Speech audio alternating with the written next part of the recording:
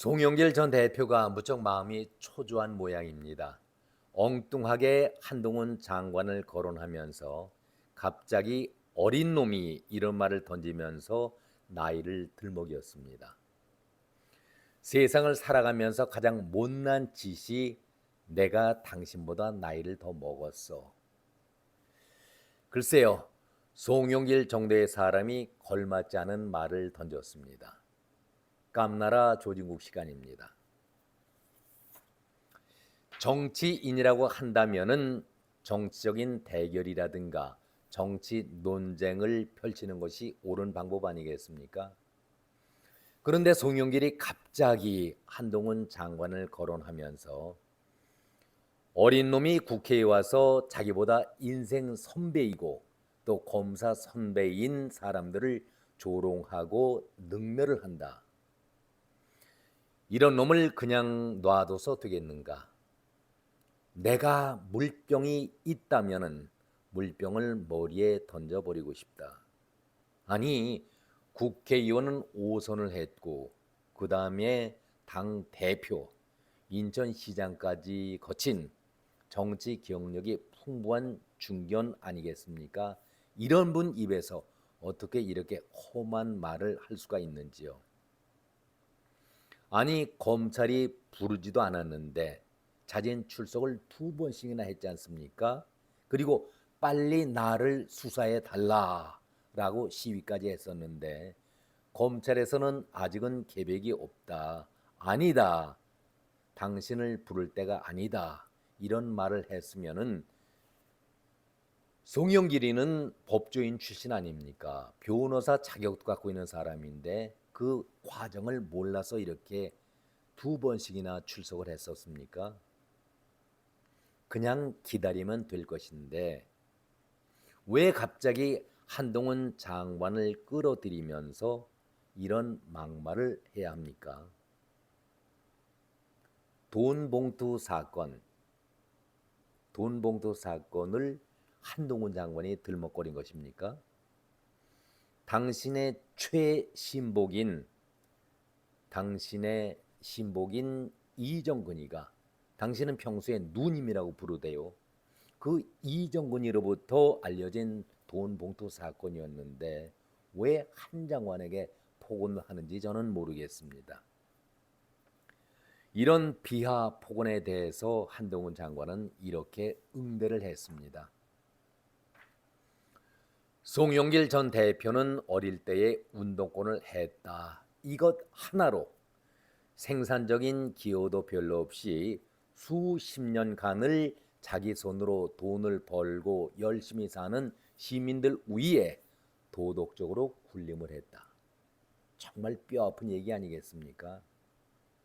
또 돈봉투 사건 수사나 과거의 불법 자금 처벌 문제 그리고 입에 올리기도 추잡한 추문에도 도덕적으로 우월한 척 하면서 국민을 가르치려 한다. 뼈 있는 얘기를 했습니다. 베트남에서의 17살 소녀와의 그 관계도 있었고 여러 가지 성추문 사건이 있었던 송영길 아니겠습니까? 일단은 사실 여부를 떠나서 그런 소문이 들린다는 것 자체가 부끄러운 것 아니겠습니까? 그리고 도덕적인 수준에서는 맨 뒤쪽에 서 있는 그런 사람이 국민을 훈계해온 것이 국민의 입장에서는 억울한 일이고 바로 잡아야 할 일이라고 생각을 한다. 한동훈은 그야말로 군더더기 없는 깔끔하게 답변을 했습니다. 송영길 씨, 5.18 광주 전야제 때 기억나십니까? 전야제를 잘 꺼내놓고 숙소에서 정치개혁 세미나를 하겠다고 한 당신이 그것이 2000년 때였습니다. 2000년 때. 술집에서 여자들과 함께 술 먹고 놀던 때가 당신 나이가 37이었습니다. 술집에서 여자를 데리고 세미나를 합니까? 이제 그런 지저분한 얘기는 또 빼고 송추문 얘기도 아까 했습니다마는 그런 지저분한 얘기는 다 빼고 그때에 당신들이 자랑하던 386 세대 아니겠습니까? 우상호도 김민석도 다 그 또래였는데 지금 당신이 나이를 먹었다고 한 장관을 어린 놈 취급을 하고 있는데 한 장관은 올해 나이가 49살입니다. 당신은 술 먹고 정치 세미나 한다면서 흥청망청 놀았을 때가 37이었습니다. 그때가 전야제였고 그냥 놀 때입니까? 추모의 자리 아니었습니까? 37살이었습니다. 이건 뭔가 말 실수 크게 한 것 아닙니까? 광주에 내려간 것이 술판 여자들과 놀기 위해서 간 것이었습니까? 추모의 자리, 5.18 민주화 투쟁을 하다가 목숨을 잃은 아까운 사람들을 추모하러 간 그 자리였는데 그 자리에서 술판을 벌린다? 그리고 민주화를 거론하십니까? 그때 나이는 한동훈보다도 훨씬 어린 37살이었는데 이제 와서 어린 놈 운운하다니 이게 말이 됩니까? 지금 당신 쪽으로 돌아가는 상황이 녹록지 않다는 것을 우리가 충분히 이해하지만은 아무리 급해도 멀쩡한 한동훈 장관을 왜 건드립니까? 그런 화풀이는 당신의 수족과 같은 사람들 있잖아요.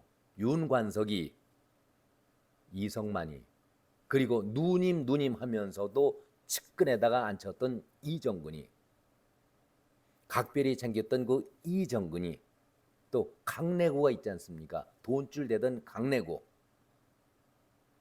강내구라든가 이정근이라든가 이성만이라든가 윤관석에게 화풀이를 해야지 엉뚱한 데다가 종로에서 뺨 맞고 왜 갑자기 한동훈 장관에게 분풀이를 하고 있는지 저는 그 얘기를 들으면서 이렇게 생각을 했습니다.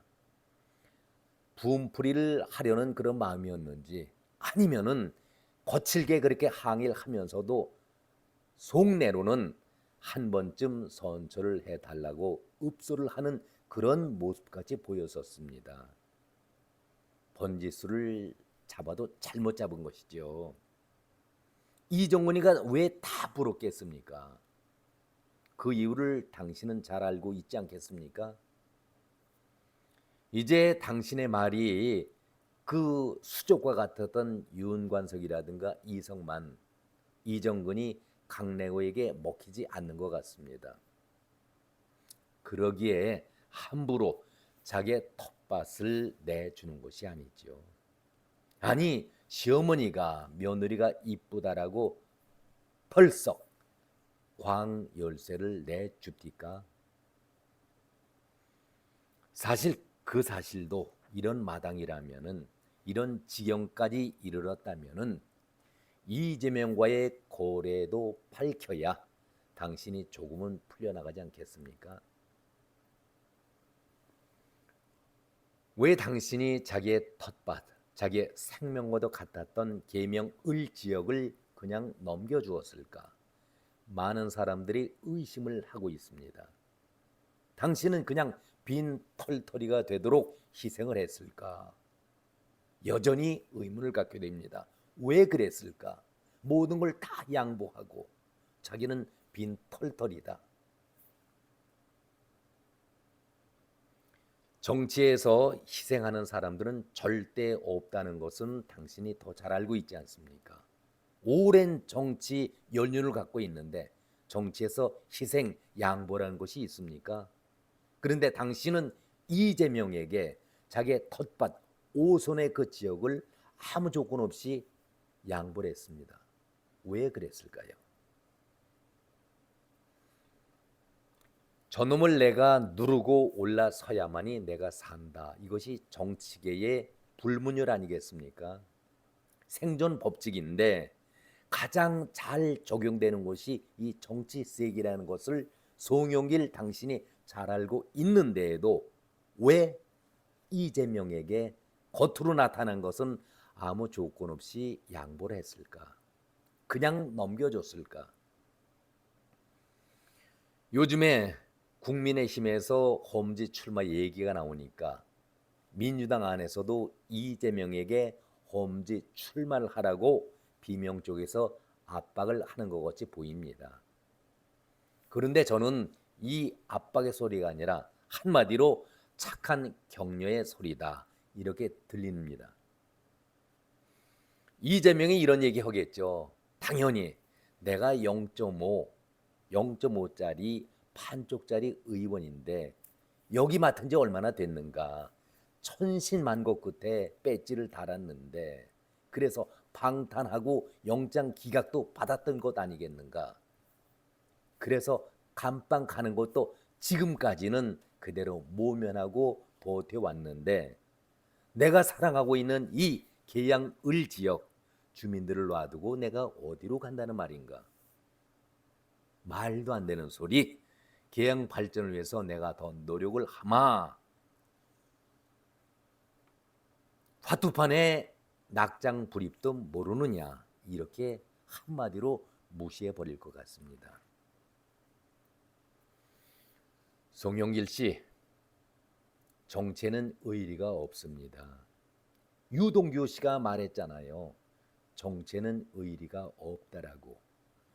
믿었던 자신이 순진했다라고 말을 하지 않았었습니까? 오죽하면은 송영길이가 나이를 들고 나와서 나이로 제압하려고 해볼 요량을 생각했겠습니까? 지금 당 안에서 송영길 편 들어줄 수 있는 사람이 있나요? 정치가 이렇게 냉정한 것입니다.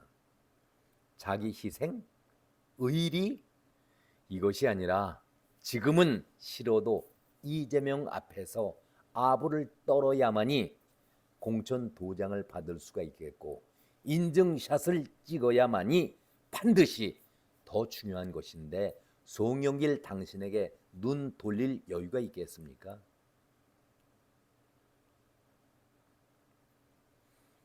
송영길은 속내는 모르겠습니다. 이재명과 뒷거래가 있었는지 없었는지도 모르겠지만 아무튼 이재명을 믿고 겉모습은 털썩 자기의 텃밭을 이재명에게 넘겨주었습니다. 반드시 여기에는 둘만이 알 수 있는 뒷거래가 있지 않을까 저는 개인적으로 그런 생각을 해봅니다. 이재명이가 마지막으로 단식 카드를 꺼내 들면서 그랬습니다. 정치적으로 할 수 있는 마지막 카드다. 송영길이도 이 정도 되면은 이재명에게 무언가 마지막 카드를 던지지 않겠습니까? 그리고 제발 나이 들먹이지 말기 바랍니다.